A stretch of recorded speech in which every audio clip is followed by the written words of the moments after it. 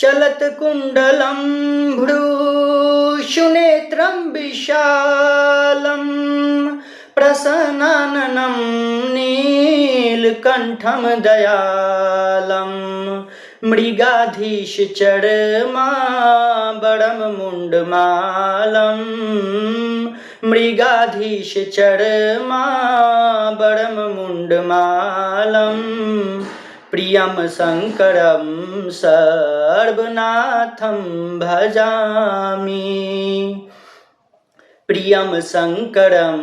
सर्वनाथं भजामि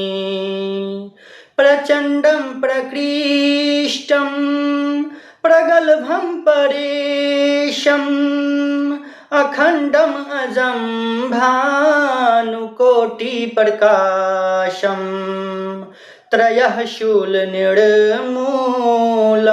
शूलपाणिं त्रयः शूलनिर्मूलं शूलपाणिं भजेऽहं भवानी पतिं भावगम्यम्।